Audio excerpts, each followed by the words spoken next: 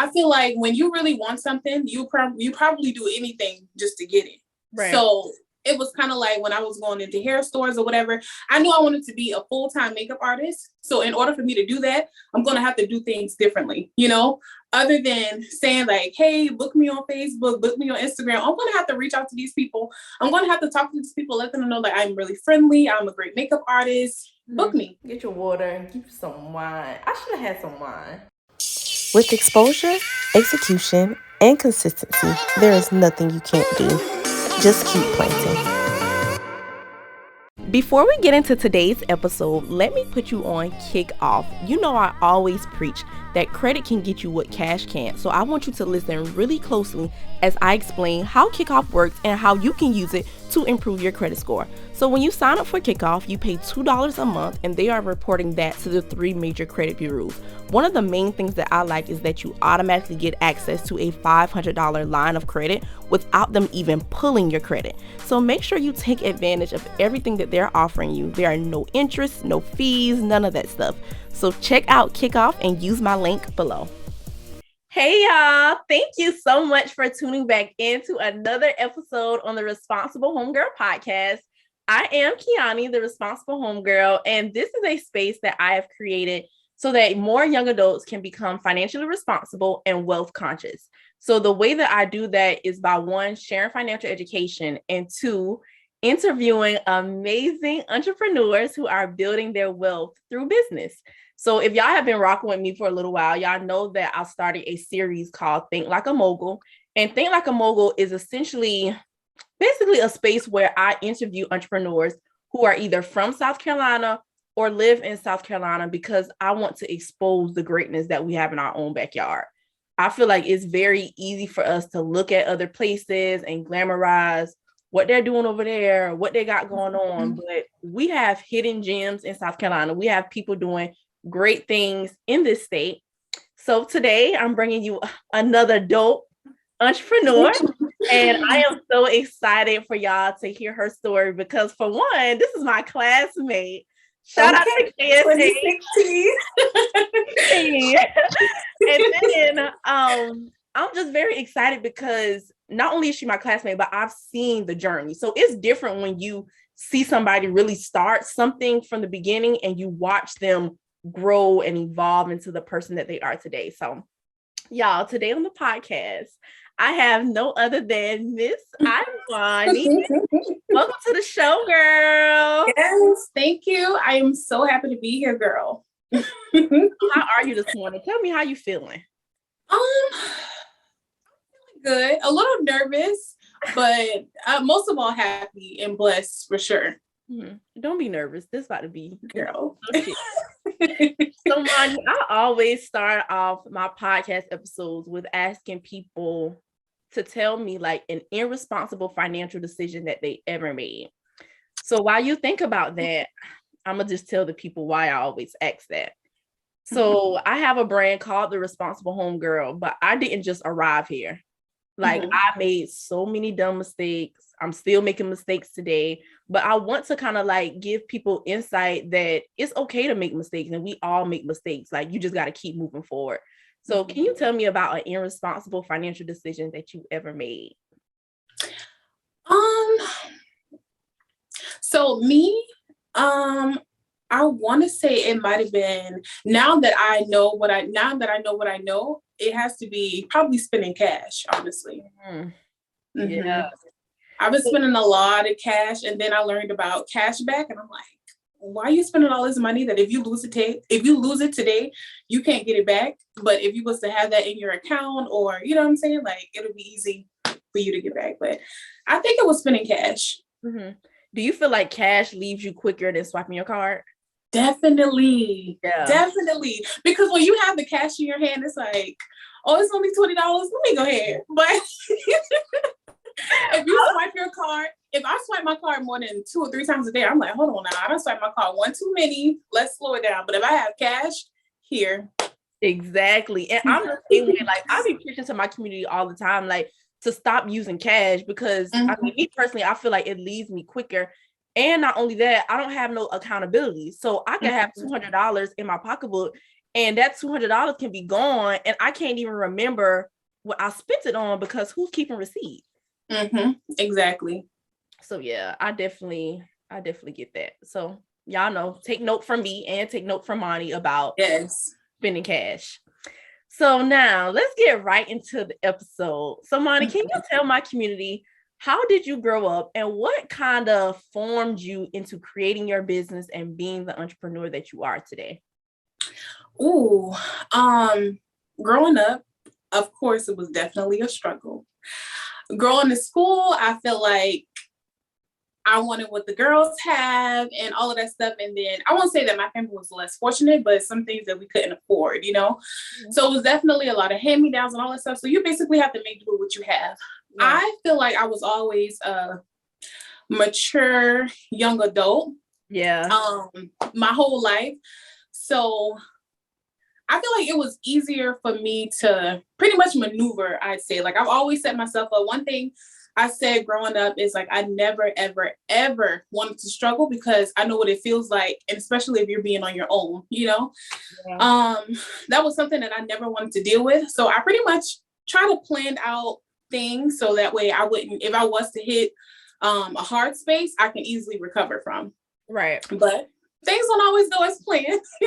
Girl, tell me about it.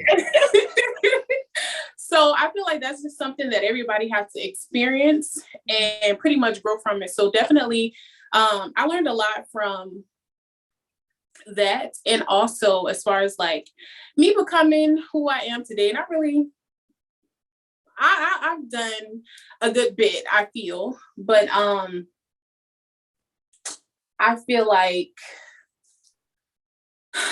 let's see, where do I start? So I feel like me being a makeup artist or whatever, I started out basically just doing it. I always felt like whatever I do, I want to be very passionate about. And I feel like during the time when I was doing makeup or really had like a lot of interest in makeup, I didn't know that I was actually passionate about it. But every day in school, like I would look up how to contour, how to highlight, not knowing that this is something that I really am passionate about. I always thought that helping people was my thing. And I feel like it still is because I help a lot of my clients out on a daily basis, making them feel beautiful, making them feel really warm inside. Like I said, I wanted to be somebody that helps someone or whatever. I wanted to be a school teacher. Later, I found out that teaching is definitely not for me, especially the little kids. And I also wanted to be a psychiatrist. I wanted to be a counselor. I basically just wanted to help people. But I later found out that people be lying and people be BSing. And I think that's just something that I cannot tolerate. I cannot deal with. So then I just started doing makeup. Like I've always been into it. A lot of people ask like, how did I start? I've always been into it. My mom, she was a neighborhood hairstylist. So I would watch her. And before I started doing makeup, I was always into hair. One day I was like, let's put the full look together. I want to do what the girls doing on Instagram. Let's just see how this can come out, you know? And from then on, like, I've just been doing makeup. It has definitely become my thing. Yeah. So in high school, were you doing makeup? Because I can't remember if you were or not. I think I started doing makeup. I've always been doing makeup, but not as heavy as I was in like 11th and 12th grade, my junior and senior year. Okay, so you started doing makeup in high school. And even in high school, did you know like, oh, I want to be a makeup artist full time? Like, tell me about that transition to it just being a passion and a hobby to now turning into like your full-time business. Honestly, I just feel like it was something that I didn't even think about. I was just doing, you know? So, and that pretty much like always gets me all the time because I'm like, girl, how did you really start? Like think, deep down think, how did you really start? But it's really something that I've just been doing. And I didn't, and I feel like I really enjoyed it, you know? So I feel like it's something that I really just been doing. But as far as me starting out, I always wanted to be a hairstylist.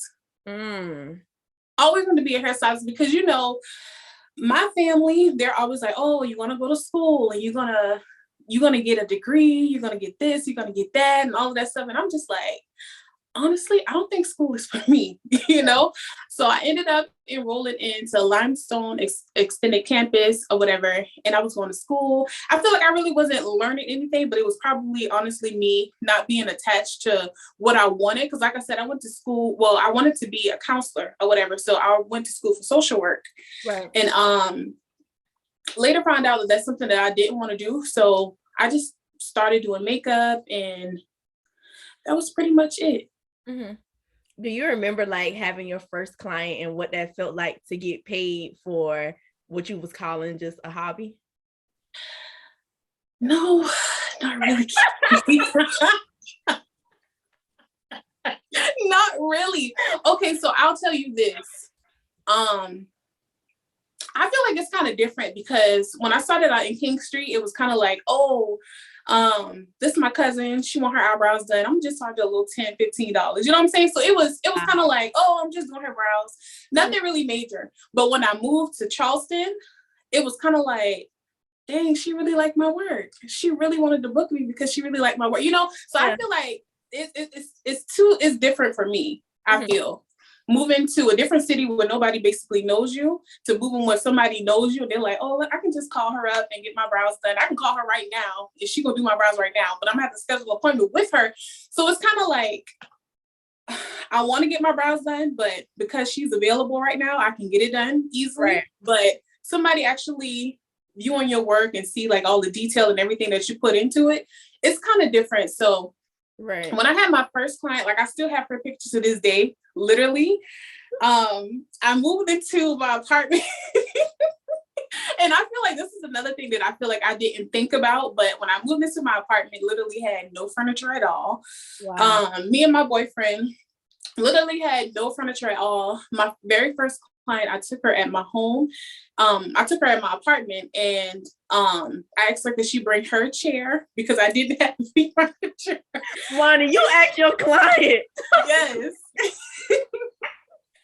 I was like, hey girl, I just moved into my apartment. I don't really have any furniture. Are you able to bring a chair? She brought her lawn chair or whatever. And I broke my back leaning down, doing her makeup, but I didn't care because it's something that I feel like it's something that I really wanted to do. I love that. And from that story, like you cannot despise the humble beginnings. Like this can't, you have to start somewhere. And just imagine like if you would have been all up in your head saying, I don't have no furniture, or I don't even have a chair. And now you missed out on an opportunity to do somebody's makeup. Exactly. Who don't know you from a can of paint and could have told everybody about your business. Exactly. So another thing that I'm happy that you brought up was the difference between like doing makeup in King Street, your hometown, and then moving to Charleston. Did you experience like any fear or any doubt with that move? At first I was kind of scared. Not gonna lie, I was scared. I know I was already in the process of looking for a place to live. It was either going to be Florence or probably North Carolina. It was just something that I was just thinking about. But really doing the application and being like, you was going to move here in like the next week or so. It really was like, oh snap, like I'm really about to move. Like what am I going to do? But then again, I feel like everything was falling into the right place. So I wasn't as scared. I knew that I would find a job because there's plenty of opportunity in Charleston. I will always, I'll be good. There are so many women who are out here sleeping on themselves and not doing what it is that they know that they need to do. I used to be one of those girls. Procrastinating, not showing up consistently, not being all who I know that I was created to be. This is exactly why I created my 6-month dateless planner called the For Executors Only Planner. This planner was designed with a girl just like me in mind. The girl who has big visions, big dreams, big goals, but needs to show up consistently and plan with intention. One scripture that I always refer to is Proverbs 21:5. Good planning and hard work lead to prosperity, but hasty shortcuts lead to poverty. What are you planning? What are you putting in action? Write your vision down on paper and manifest the life that you desire and that you deserve. The link is down below in the description box. Make sure you order the For Executors Only Planner, and let's get right back into the episode. So did you move to Charleston with the intent that you were going to do makeup full time, or you just was like, I want to get out of Kingston? That was definitely the goal. I said that I want to be able to do makeup without having a job. But because I was new there, it was kind of hard to get my name out, I feel. I didn't really know much about hashtags and all of that stuff. So the only thing I was just doing was posting like, hey, book me, no scheduling link, no nothing. Like I could literally be probably a creep to somebody. I'm just saying, right. Hey, book me, you know? But so yeah, I feel like it was, but after a while, it wasn't really hard, I feel, because I started getting the clientele. And I also worked with one of my friends here. Well, she wasn't my friend at this time. She became a friend, but I started working for her company. So I was able to gain more clientele from working with her while working a full-time job. Yeah. So now we talked about your beginning stages. Can we transition now into actually how you built your makeup brand, how you built your business from the ground up? Because it's a lot of people listening and watching, and they probably want to do makeup, they want to do hair, but they're having a hard time building that clientele. So when you moved to this new place where nobody did not know your name, how did you build your business from the ground up? You know what? I feel like a lot of people nowadays, like they think too much about it. You know, I feel like when you really want something, you probably do anything just to get it. Right. So it was kind of like when I was going into hair stores or whatever, I knew I wanted to be a full-time makeup artist. So in order for me to do that, I'm going to have to do things differently, you know, other than saying like, hey, book me on Facebook, book me on Instagram. I'm going to have to reach out to these people. I'm going to have to talk to these people, let them know that I'm really friendly. I'm a great makeup artist. Book me, you know? So, I used to go into like different hair stores or different businesses and all of this stuff. And I'm like, hey, I used to pass out my little business cards. It didn't have any pictures on it, just information like, hey, hopefully that, you know, I would be rememberable when I come up to these people like, hey, I'm a makeup artist. I just moved here. If you ever need any makeup for any event, hit me up. I'm your girl or whatever. So I feel like definitely you just have to do things differently. I said, damn, differently. Definitely do things differently too. Definitely do things differently. Yeah. And I'm so happy that you brought that up. And I don't know why, but sometimes it can be kind of hard to put yourself out there. But like you said, when you really want something, you have to go out there and get it. Like nobody's just going to come banging on your door. That's right. In business. Like, no, you have to go after it and get it. Absolutely. Definitely.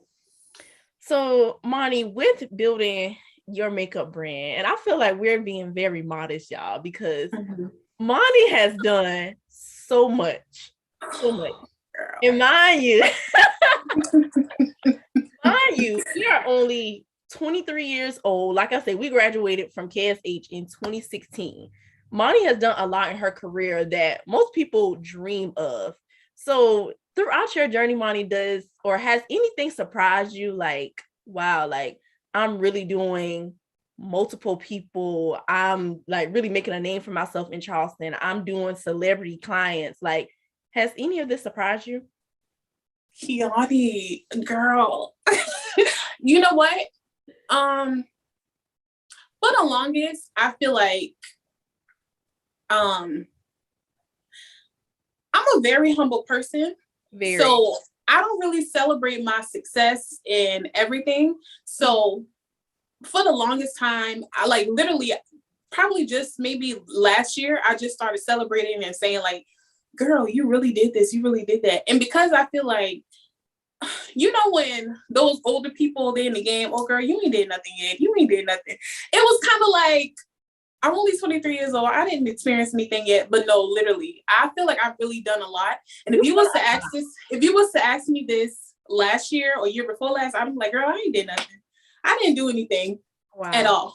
But it's crazy. It's crazy because I know where I see myself, and to actually see myself doing it, it's like jaw dropping for me, especially where I came from. It seems almost unbelievable.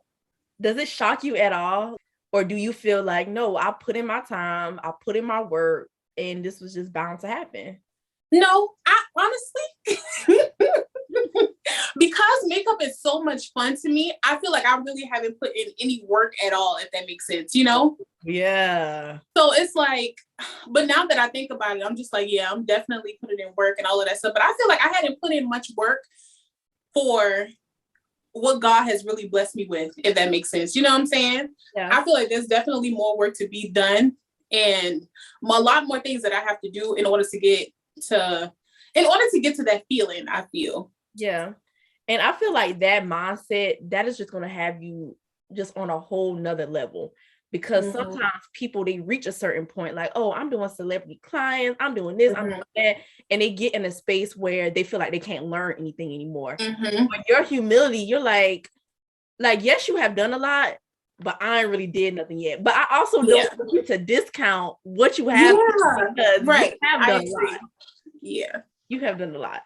So now talk to me, Monie, about your experience with doing celebrity clients. Is it a huge difference? And how did those, or I don't want to say fall into your lap. Did they fall into your lap? Like, how did all of this happen? So my first celebrity was Kenya Moore and Latoya from Atlanta Housewives. It's crazy. It's crazy because when I got the notification, I was notified by Latoya's assistant. And I feel like I always wanted celebrity clients, especially because now, you know, a lot of celebrities come to Charleston, and I would pray. But I feel like it's something that I always psych myself out. So when clients used to come here, I used to be like, oh, I really want to do her makeup. And I used to pray, like, I really want to do her makeup. But in the back of my head, I'm like, I don't want to do her makeup. I don't want to do her makeup. I want to do her makeup. Because I feel like celebrity makeup come with so much, especially the shade room. You know how Lil Kim be getting dragged? I feel sorry for her. Yes. I would hate for my work to get dragged. But then I also have to say, like, people mess up all the time, but my intentions is not to mess up. I feel like that's just something in the back of my head that really psychs me out from doing things that I want to do. And that's why I say, like, I just put on my post the other day, like, the only thing that's stopping me from being great is me. So I have to get out of my own head, and I have to start doing things that I really want to do. But when I first got my celebrity client, I got the notification from Latoya's assistant. I read the message, but I kind of thought it was maybe a scam or something like that. So I read the message. I was doing a wedding party, and I was like, I don't want to do her makeup or whatever. She even had a blue check and all. And you know how people feel about the blue checks on Instagram. Right. I was like, in your DM. Yeah. Oh, wow. Okay. Yeah. So, her assistant sent in my DMs, and she showed me her page and all of that stuff. But I was kind of like, I don't know if I feel like the mess. I don't know if I feel like that or whatever. And then I really didn't put much thought into it because, like I said, I was doing a wedding party at the time. So when I got home, I was like, wait, somebody just DM'd me to do makeup for Latoya or whatever. I really didn't know Latoya at the moment, but then I started to look her up and all of that stuff to see how she is as a person. And I found out that she had a YouTube channel. So I used to watch her YouTube videos and all of that stuff before I reached back out, because one thing about it, I want to protect myself from different things. Like, I don't want to be put in no kind of bad situations or whatever. But anyways, I sat on it, I prayed about it, and I was like, you know what? I need to stop missing opportunities, because I also had the opportunity to do Drizzy's makeup. But on that day, I think I had like a class or something like that I was like, dang, I really want to do her makeup. But in the back of my head, I was like, not really. I feel like I'm not ready yet. But the fact that these people really reach out to me and want me to do their makeup, they definitely have done their research, you know? Right. So I ended up doing her makeup or whatever. It came out really good. And while I was there, it was like, oh, Kenya wants you to do her makeup as well. I was like, Kenya who? Kenya who? More. Yes. So I was really nervous with Kenya. I was really nervous doing Kenya's makeup, but she loved it. She was like, oh my God, you did a really good job. Are you coming back tomorrow? And I was like, yes, I can come back tomorrow. Yeah, what time? What time? But I feel like celebrity makeup, I feel like it definitely is different, because you definitely have to, well, some people you have to wait hand and foot for people. So it was like, I don't think I want to wait on people. I pretty much love like my clients booking. I have like a set location for them to come and all that stuff, but I definitely don't mind doing celebrity makeup. It's just, it's different. Mm-hmm. It's different. So Monie, like, I just love that you shared that story. And the reason why is because I feel like any ordinary person, even me probably, I would have been so excited, like, oh my gosh, so-and-so just slid in my DMs. Let me respond right away. But you was like, I'll get to that later. And I think it comes like to show that what is for you will not pass you. Yeah. You do not have to be thirsty for anything. You don't have to rush and do nothing. Like, it is literally yours. I like that you also said difference between like celebrity clients, like you have to wait on them head and foot. And, you know, I don't want to say normal, but like just ordinary people, it's a different experience. And sometimes we can be so eager to like do certain things and be in certain places. And you said, I got to protect myself. Because with that, it just comes a whole nother level of exposure. So in your experience in the past, have you ever like had a bad experience with like maybe a celebrity client, or even like must be, or even like an ordinary person? I want to hear more about it. Girl, so I haven't had a bad experience with no celebrity client. Every client that I did was every celebrity client that I've done, they were really nice. Really nice. Even Kenya. She was really nice. So I came across one rotten egg a few years ago, and it was crazy because a lot of people used to ask me like, have you ever had like a bad experience? I'm like, where are y'all experiencing things? Where have y'all been for things to happen and all of that stuff? But I didn't have my bad experience until one year I decided to do a special. I think during this time I was charging $75 for makeup, but it was my birthday, so I wanted to do something for my clients or whatever. So I did a special for $50, and I think I also did a bring a friend special or whatever. One of the clients, is it okay to go into detail like the story? Like, okay. I want to know the tea, girl. So one of the clients, her friend was already in the chair getting her makeup done and all of that stuff. So after her friend was supposed to be coming right after her, they were supposed to leave home together. I mean, they were supposed to leave my place together so they can go celebrate and do whatever they had to do. So the one friend that came, she came, got her makeup done, and the other friend was on the way.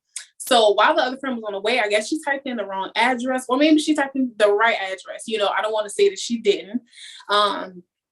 She basically couldn't find a place that kept taking her to another location or whatever. And I'm like, well, friend, the one in the chair, go ahead and send her the location, your direct location from Apple or whatever. She sent her the location, and it kept sending her in circles or whatever. Me protecting my energy. She was on FaceTime during the time. And my thing is, I feel like I'm so much in my head. Like, I love to watch what I say. I watch what I do because I don't want to hurt anybody. But obviously, people don't care sometimes or whatever. The girl on FaceTime, she was like, man, I can't find this? I'm off and I'm this and I'm that. Like, she was just rowdy, you know? She was really upset, you know?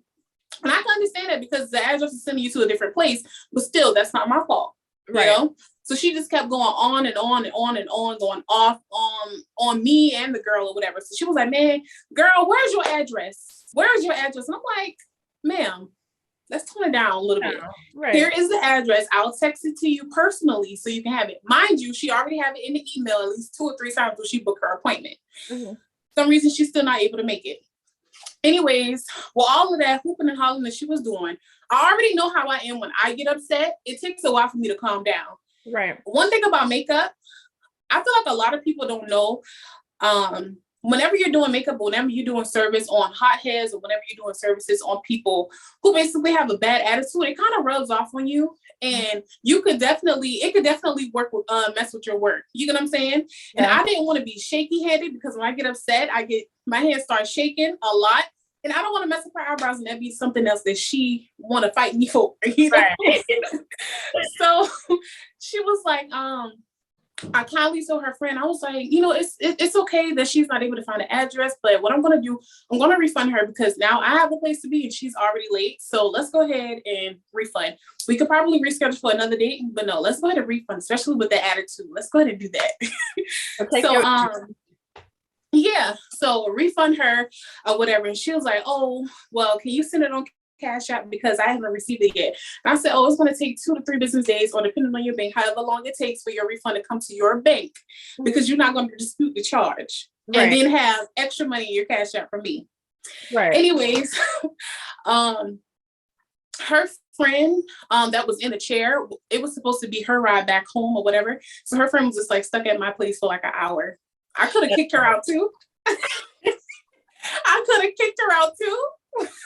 But I didn't. But anyways, when I said it, I wanted to refund her and all of that stuff. She was like, oh, because I can go to somebody else. F you, I'll come and beat you up. I'm like, you can't even find an address, ma'am.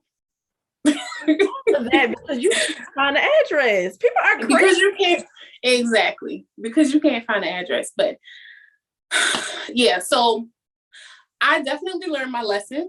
Mm-hmm. Not saying that in a bad way, because like I said, I did run a special that week or that month or whatever. So one thing I definitely learned was know your worth. Yeah. Raise your prices. Special for what? Right. Special for what? Say that one more time. Special for what? Special for what? Exactly. It's my birthday month. Right. But like I said, I want to do something really special for my clients, but definitely like know your worth. Right. And people pay for what they want. Exactly. I don't care if it's $300 or $1,000. Exactly. I'm going to pay. Exactly. And not only that, to me, it's a special running for my clients and all of that stuff. You know, me doing something very special for my clients on my birthday month. And to her, it might have been, oh, she's $25 cheaper than my girl, so I'm just go to her this one time or whatever. So it really did. She probably didn't even look at my work, you know, just because her friend was in my chair. She probably wanted the book too because it was a special, you know? Yeah. Yeah. And my mom used to tell us growing up all the time because, you know, my mom's a stylist and she was like, all money is not good money. Man. Like, you cannot be thirsty for everybody because people just don't respect business. People don't know how to act for real, and you can keep them demons over there. Yes. Oh my God, definitely. So, Monie, before we go into our Soulful section, I saw that you just got your new studio. So I was very excited and very happy for you when you post that on social media. So can you tell my community a little bit about that process and, like, you know, just your growth into moving your business into a new space? So I've been a makeup artist for a few years, probably I like to say 4 or 5 years, I think. And I feel like a lot of people pressure you into, you know, getting a place and doing things professionally, but still, like I said, I was new to the industry or whatever, so it was a lot of things that I didn't know. I like to save my money before I jump into something head over heels, you know? So it's like, I think I've been working in my home for about 2 or 3 years before I got a suite. And definitely social media kind of had me on my toes just a little bit, because every time I think about getting a suite or think about getting,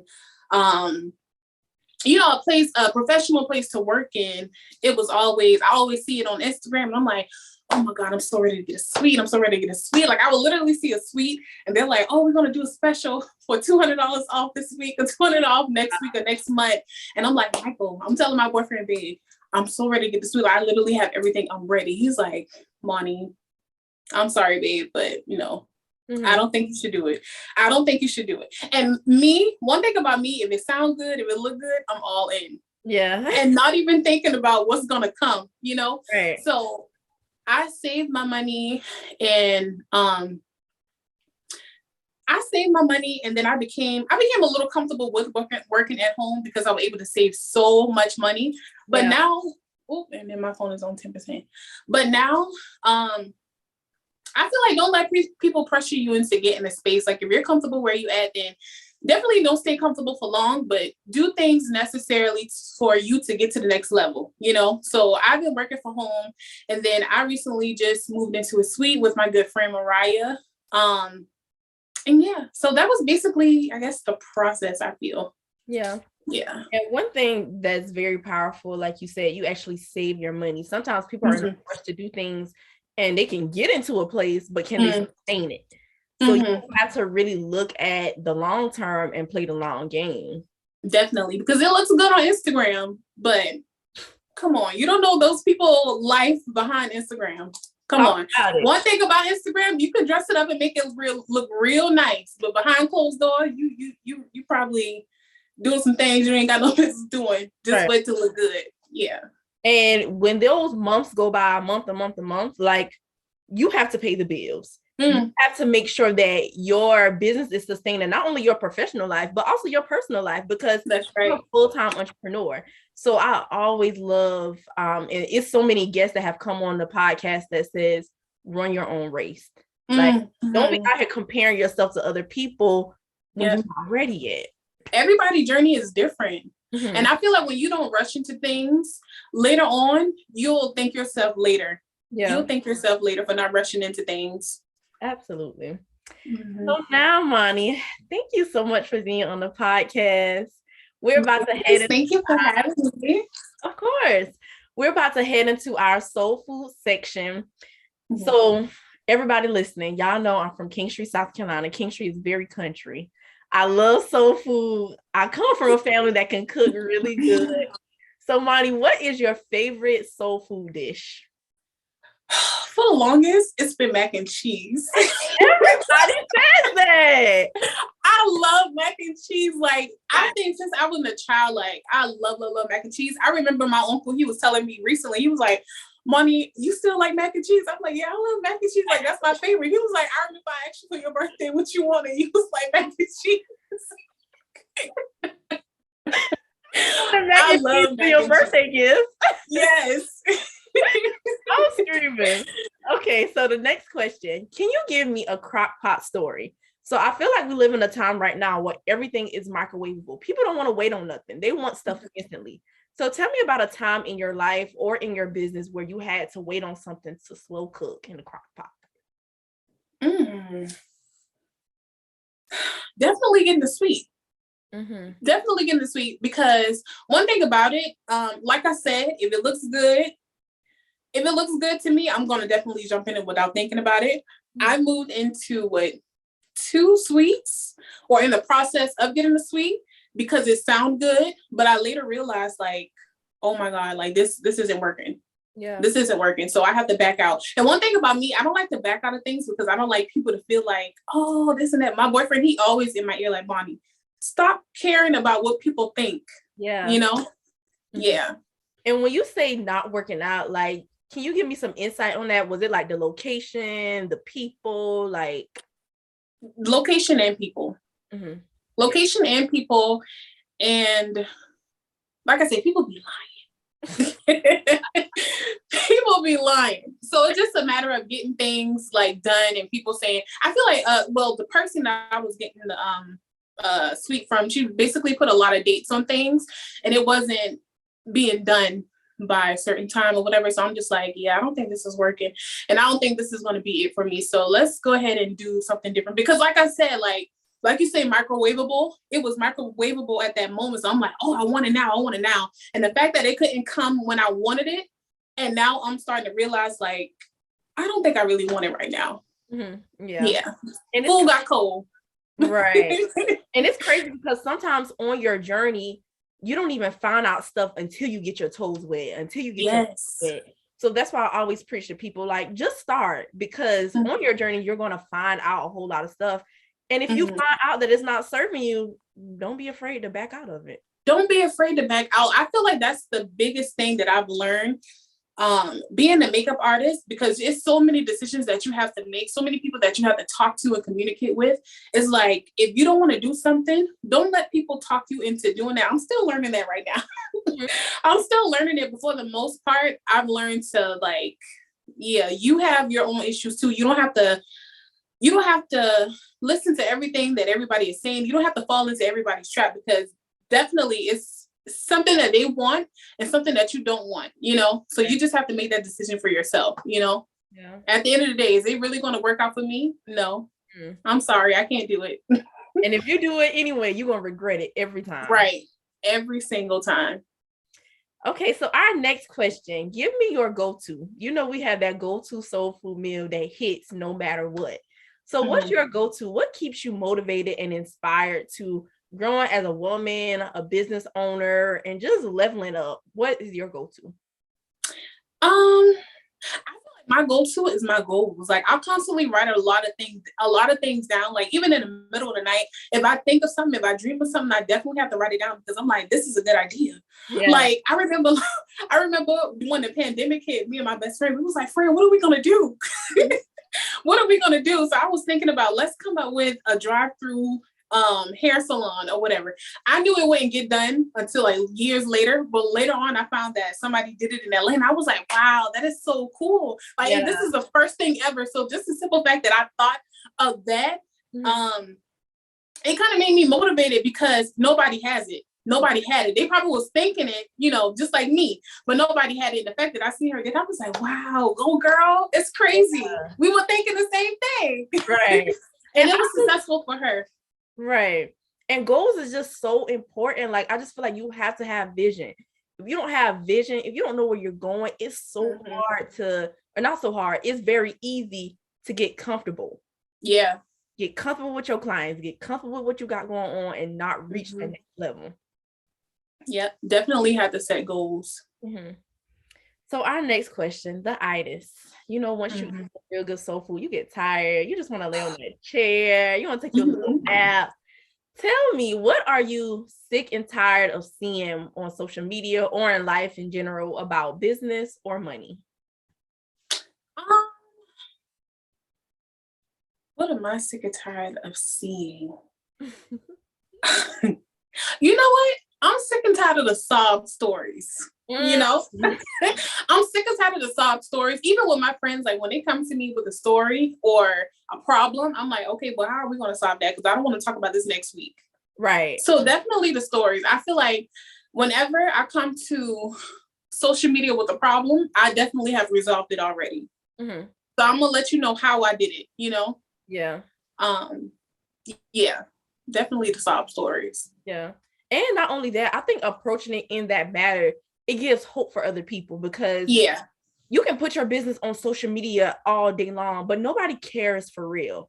But if I'm going through something and I'm telling you this, and then at the end of whatever my story is, I'm telling you how I got on the other side, whether that's God, whether that's pray, whether that's you need to be prepared, that can still help somebody else who may be going through and feel like they can't get through. And not only that, I also see a lot of, if I do this, who's going to support me? Why would you even ask that question? Don't even give me oh, if I sell this, are y'all going to support me? Are y'all going to buy from me? Let me know before I put in this order. Girl, who cares?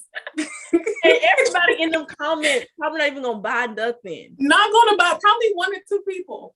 But all 45 people, they're not going to buy nothing. They're going to share it. They'll look at it. They'll scroll past it. But no. Because that's all what, and I just really want, like, social media is a great tool, but I was just talking on another podcast episode with Ebony, shout out to her, and she was basically talking about the importance of finding your target audience. Get mad at their family, their friends, all of these different people for not supporting their business, but it's like, no, find out who you are targeting and go after those people. That's right. Putting a post up on Facebook not going to get you your coins, sis. At all. At all. So, Monie, our last and final question is, that's good.